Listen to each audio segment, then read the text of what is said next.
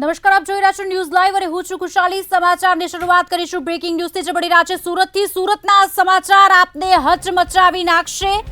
ધોરણ 10ની વિદ્યાર્થીનીએ યુટ્યુબમાં જોઈને જાતે જ ગર્ભપાત કર્યું।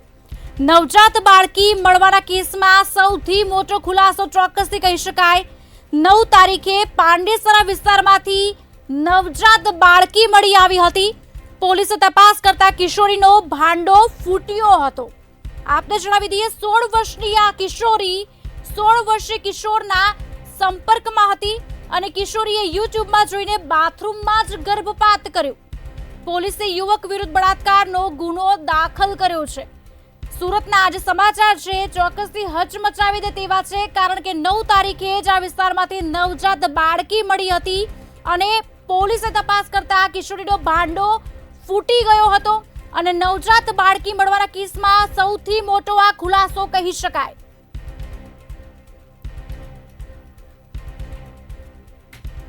આજ અંગે વધુ વિગત આપશે અમારા સંવાદદાતા રાબિયા સાલે સુરતથી અમારી સાથે લાઈવ જોડાઈ ચૂક્યા છે। રાબિયા, સુરતના આજે સમાચાર છે તે હચમચાવી નાખે તેવા છે, કારણ કે 16 વર્ષની કિશોરી, તેનું નવજાત બાળક, આખી આ જે ઘટના છે તે અચંબિત કરી દે તેવી છે। તમામ જે ઘટના છે તે વિસ્તારથી જાણવા માંગીશું। વાલીઓ માટે કહી શકાય છે કે ચેતવણીરૂપ કિસ્સો સામે આવી રહ્યો છે। વૈવાહિક છે કે વિદ્યાર્થીનીઓ પોતાના બાળકો જે છે શું કરી રહ્યા છે એની ઉપર પડે પરની નજર રાખવાની ફરજ જે છે એ વાલીઓની છે, પરંતુ ધોરણ 10ની વિદ્યાર્થી દ્વારા આટલો મોટો કાંડ કરી નાખવામાં આવ્યો। એક નાની બાળકીને જન્મ પણ આપી દેવામાં આવ્યો અને એને છોડી દેવામાં આવી અને આખો જે કાંડ છે એ બહાર પણ આવી ગયો। પણ ખૂબ જ શરમજનક ઘટના કહી શકાય કે માત્ર ધોરણ 10ની અંદર આ વિદ્યાર્થીની ભણતી હતી, જેનું સોશિયલ મીડિયાના માધ્યમથી જે છે એક મિત્ર સાથે મિત્રતા થઈ હતી અને ત્યારબાદ તેની સાથે કનેક્શન આગળ વધતા એને ગર્ભ રહી ગયો હતો।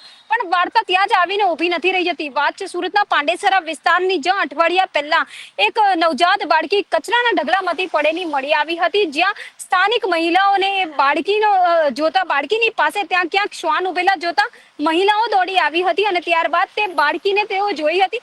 જો કે હકીકત જણાવી દો કે બાળકી ત્યારે જીવિત હતી અને ત્યારબાદ બાળકીને હોસ્પિટલ ખાતે લઈને દોડી જવામાં આવ્યા હતા એવું સ્પષ્ટ જે તે વખતે ત્યાં જે મહિલા હતી તેમના દ્વારા જણાવવામાં આવ્યું હતું। પરંતુ ક્યાંક ને ક્યાંક આ એક સુવાવડ કહો કે પછી કસુવાવડ કહો, એ બંને વચ્ચેનો જે તફાવત છે તો પોલીસે સ્પષ્ટ કરી શકે છે।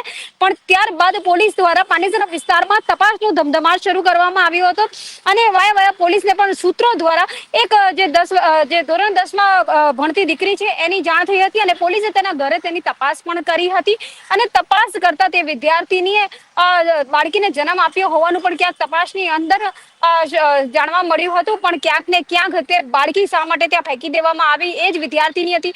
આ તમામની તપાસ કરવાની અંદર પોલીસ દ્વારા કેટલાક મોટા ખુલાસા કરવામાં આવ્યા છે કે જે ધોરણ 10ની વિદ્યાર્થીની હતી તે યુટ્યુબ પર જોઈને જાતે જ પોતાનો જે ગર્ભપાત છે એને પોતે જે પોતાની સુવાવડ કહી શકાય ને, બાળકને જન્મ આપવો કહી શકાય, તે કાંડ એને પોતે વગર કોઈ તબીબની મદદે કરી નાખ્યો હતો। આશ્ચર્યની વાત છે કે તેણે વોશરૂમમાં જઈને આ રીતે એક બાળકને જન્મ આપ્યો, પણ જ્યારે આ બધું થયું, જ્યારે દીકરી પ્રેગ્નન્ટ થઈ, જ્યારે ગર્ભ રહી ગયો, ત્યારે તેના વાલીઓ શું કરતા હતા? આટલો મોટો ગર્ભ જ્યારે રહી ગયો, જ્યારે એનું આગળ પ્રોસિજર થયું, ત્યારે વાલીઓને કેમ ના ખબર પડી? ને જો ખરેખર વાલીઓને ખબર પડી તો વાલીઓ દ્વારા પોલીસને કે પછી જે છોકરાના થકી આ રીતનો છોકરીની ઉપર જે 16 વર્ષની છોકરી માત્ર કહી શકાય, નાની એવી છોકરી જે બાલિક પણ નહીં હતી, તેની સાથે આ રીતે શારીરિક સંબંધ બાંધ્યા, એના વિરુદ્ધમાં કોઈ કાર્યવાહી કેમ ના કરવામાં આવી? અનેક સવાલો ઉઠી રહ્યા છે। પોલીસે જ્યારે કિશોરીના ઘરે જઈને વિઝિટ કરી, કિશોરીની પૂછપરછ કરી, ત્યારથી લઈને અવાર સુધી આ મોટો ખુલાસો જે સામે આવી રહ્યો છે। જ્યારે કિશોરીને પોલીસ દ્વારા કડક પૂછપરછ કરવામાં આવી ત્યારે ખબર પડી કે તેને ગર્ભ રહી ગયો હતો અને તે ગર્ભ કઈ રીતે કાઢે કે લોકોને ના ખબર પડે તે માટે તેણે યુટ્યુબ પર કેટલાક રિસર્ચ કર્યા અને ત્યારબાદ પોતે પોતાનો જે ડિલિવરી કહી શકાય તે તેણે કરી હતી। જો કે કિશોર જે છે તેની સાથે જે ફેસબુકના માધ્યમથી જોડાયો હતો તેની સાથે શારીરિક સંબંધ બાંધતો હતો, એટલે પોલીસની તપાસમાં ચોંકાવનારો ખુલાસો સામે આવી રહ્યો છે કે આજકાલની વિદ્યાર્થીનીઓ યુટ્યુબ જોઈને પણ આટલા મોટા કાંડ કરી નાખે છે, જે ખૂબ જ શરમજનક ઘટના સુરત માટે પણ કહી શકાય અને વાલીઓ માટે પણ કહી શકાય છે। જી ચોક્કસથી રાબિયા અમારી સાથે જોડાયેલા રહેશો ન્યૂઝરૂમથી। અમારી સાથે હિરલ અમારા સંવાદદાતા હાલ ઉપસ્થિત છે, તેમની સાથે જ વાતચીત કરીશું. હિરલ, એક શરમજનક ઘટના સુરત માટે કહી શકાય, માતા પિતા માટે લાલ બત્તી સમાન કિસ્સો કહી શકાય, કારણ કે ધોરણ 10ની વિદ્યાર્થીની જે બાળકને બાથરૂમમાં જ તેનું કસુવાવડ ચોક્કસપણે કહી શકાય તેવું કરી નાખે છે. આ સમગ્ર ઘટના જાણવા માંગીશું અને રાય લેવા માંગીશું.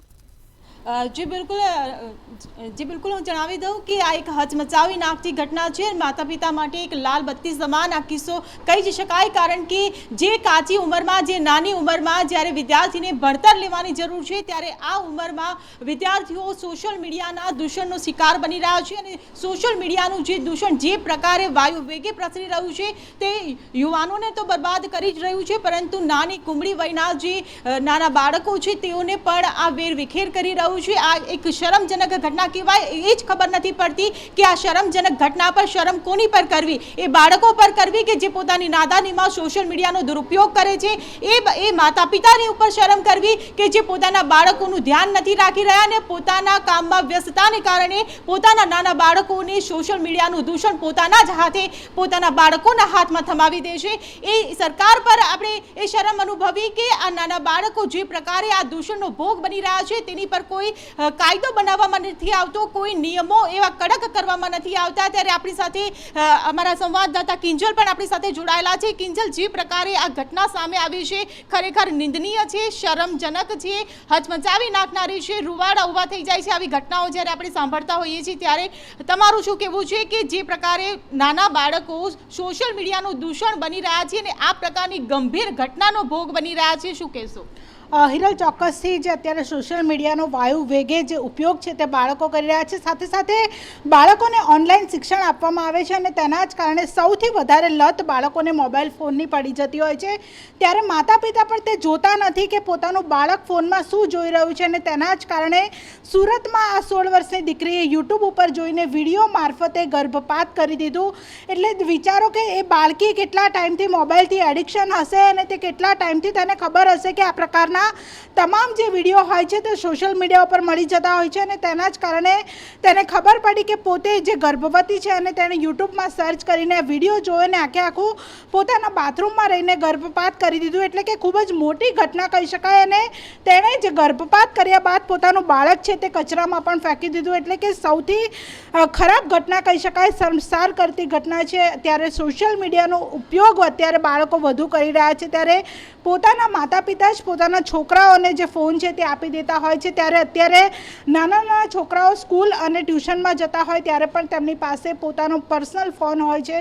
તેમાં તે લોકો કઈ રીતે ફોનનો ઉપયોગ કરે છે, સોશિયલ મીડિયામાં કઈ જે વેબસાઇટ છે, કઈ સાઇટનો તે લોકો ઉપયોગ કરે છે તેની કોઈ પણ ચકાસણી ના તો શાળાના સંચાલકો દ્વારા રાખવામાં આવે છે, શાળાના શિક્ષકો દ્વારા પણ રાખવામાં નથી આવતી કે ન તો પોતાના માતા પિતા દ્વારા રાખવામાં આવે છે. એટલે કે ફોનમાં બાળકો, હિરલ, શું જોવે છે, કઈ રીતે શું કરતા હોય છે, ભણતા હોય છે કે ભણવાની સાથે સાથે બીજું કંઈ જોતા હોય છે, આ તમામ વસ્તુના કારણે અત્યારે જે નાના બાળકો હોય છે તેમના માનસપટ ઉપર ખૂબ જ ખરાબ અસર પડે છે. અને તેના જ કારણે આવી ઘટનાઓ જે વારંવાર બનતી હોય છે, આ ઘટના ખૂબ જ ખરાબ છે. કારણ કે 16 વર્ષની છોકરી અને તેની જે છોકરો પકડાયો છે, જે કિશોર પકડાયો છે તે પણ માત્ર 16 વર્ષનો જ છે. હવે પોલીસે તેની પણ જે અટકાયત છે તે કરી છે, તેની સામે જે આગળની કાર્યવાહી છે તે કરવામાં આવશે. પરંતુ તે કિશોરની ઉંમર પણ 16 વર્ષની છે. એટલે 16 વર્ષની ઉંમરે અત્યારના બાળકોની માનસિક પરિસ્થિતિ ક્યાં સુધી પહોંચી જાય છે તેનું સૌથી મોટું કારણ એક જ છે કે સોશિયલ મીડિયાનો હાલ જે ઉપયોગ છે તે વધી રહ્યો છે તેના કારણે. જી બિલકુલ. પરંતુ જે પ્રકારે આ ઘટના સામે આવી છે, આપણે અગાઉ પણ આવા ઘણા કિસ્સાઓ જોયા છે કે સોશિયલ મીડિયા